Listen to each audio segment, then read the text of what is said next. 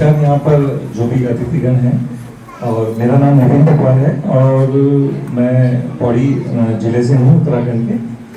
और मैं पिछले 17-18 साल से मशरूम की कल्टीवेशन में काफ़ी टाइम से कार्यरत हूँ। हमारा जो फार्म है हरिद्वार डिस्ट्रिक्ट में रुड़की तहसील में आता है।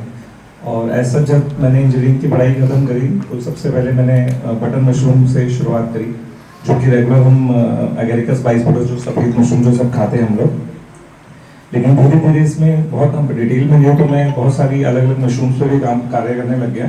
और आज से एक साल पहले लास्ट ईयर गुच्छी पे मैं रिसर्च तो वैसे 5 साल से कर रहा था। अच्छा, मैं आपको जैसे उत्तराखंड से आप गुच्छी को जानते हैं? गुच्छी मशरूम क्या होती है?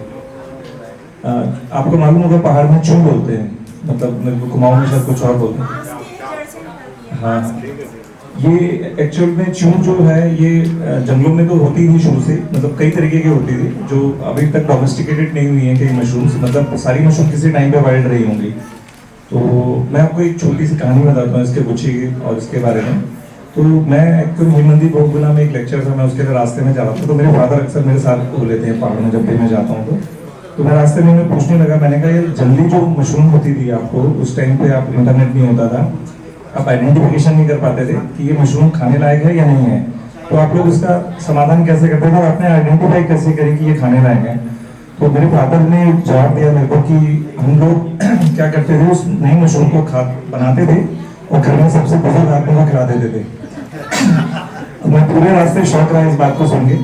तो मैंने बोला आपने सच बोला है क्या? तो मैं कई लोगों से बात करी, वो कह रही सच होता था, बहुत पहले 20-25 साल पहले गए तो कोई नई मशरूम होती थी, जंगलों में लोगों के पास इंटरनेट नहीं होते थे, बाहर नहीं होते थे, तो हम लोग बहुत डिपेंडेंट थे फॉरेस्ट की चीज़ों में। और मैंने इस चक्कर में बहुत पूरा उत्तराखंड मैंने बहुत ट्रैवल किया है।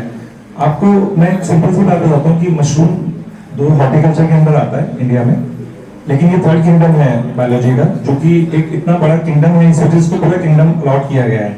और मशरूम ना वेजिटेबल है ना एनिमल है, मतलब हम इसको मीट की तरह भी ट्रीट नहीं कर सकते और ना उसकी तरह वेजिटेबल की तरह, प्लांट की तरह, क्योंकि ये ऑक्सीजन देता है और कार्बन डाइऑक्साइड छोड़ता है एज अ जानवर या ह्यूमन बीइंग जो भी है। और इसीलिए मीठी टेस्ट करता है, क्योंकि ये काइटिन का बना होता है और प्लांट सेलुलोज वॉल का बना होता है। तो जो काइटिन होता है, ह्यूमन बॉडी भी काइटिन से बनी होती है या एनिमल्स जितने भी होते हैं, तो इसलिए हम ये मीठी टेस्ट करता है। अब ये गुच्छी के बारे में मैं आपको भी बात बताता हूँ। ये मेरे ख्याल से डोमेस्टिकेट हो गई थी 2019-20 में वर्ल्ड में, इसमें फ्रांस में भी हो रही है, China is the first one.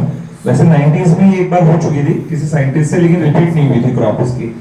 तो हमने लास्ट ईयर मैंने से पौड़ी में करा था, तो काफी कवरेज मिला था मुझे इस बात के लिए। और इस साल भी हम उत्तरकाशी में कर रहे हैं कुछ गवर्नमेंट की के साथ उनके एरियाज को लेके। तो फादर मेरे को इसको बोलते हैं कि इसको हम पौड़ी में करेला चून बोलते हैं, क्योंकि इसका टेक्सचर करेले की तरह दिखता है। तो ये बिकता कहाँ है वैसे? अभी तो ये एक्सपोर्ट हो रहा है, मतलब वाइल्ड में जो क्रॉप होती है एक्सपोर्ट होता है। मेरे ख्याल से लास्ट ईयर का 50 टन एक्सपोर्ट था इंडिया से ड्राई में। और इसमें मैं नोएडा की कंपनी जानता हूँ जिसमें 50% एक्सपोर्ट उन्हीं का हुआ था। लेकिन उत्तराखंड में एक बड़ी अजीब बात है, मतलब हिमाचल में और कश्मीर में भी पाया जाता है, 3 स्टेट है जहाँ पाया जाता है। ये एंडेंजर में है इस वक्त, मतलब फॉरेस्ट डिपार्टमेंट से आप ले नहीं सकते इसको, कोई रॉयल्टी देने के बावजूद भी नहीं, मतलब इलीगल एक्ट है, मतलब अगर आप उसको ट्रेड करते हो तो।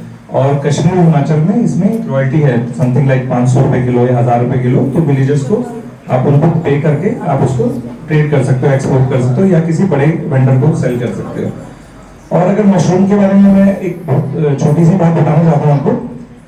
बड़ी विचित्र सी बात है, दुनिया की सबसे महंगी जो बिना अनकुक फूड है उसमें एक मशरूम आती है जिसे कीड़ा जड़ी बोलते हैं हम लोग, और वो उत्तराखंड में ही पाई जाती है और भूटान और नेपाल में होती है, जिसके लिए 4300 मीटर की हाइट होना जरूरी है।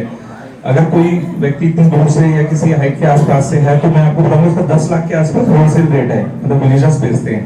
तो हमारे उत्तराखंड में कुछ ऐसी चीजें हैं जो बहुत रेयर है, मतलब आप देखेंगे वो मशरूम है। पहले इसको माना जाता है जड़ी बूटी है, क्योंकि इसे कीड़ा जड़ी बोलते हैं। जड़ी मीन्स जड़ी बूटी, कीड़ा जड़ी, कॉर्डिसेप्स साइनेंसिस बोलते हैं इसको, साइंटिफिक नेम है इसका। अब तो इसका नाम ऑर्थोकॉर्डिसेप्स साइनेंसिस हो गया, चेंज हो गया।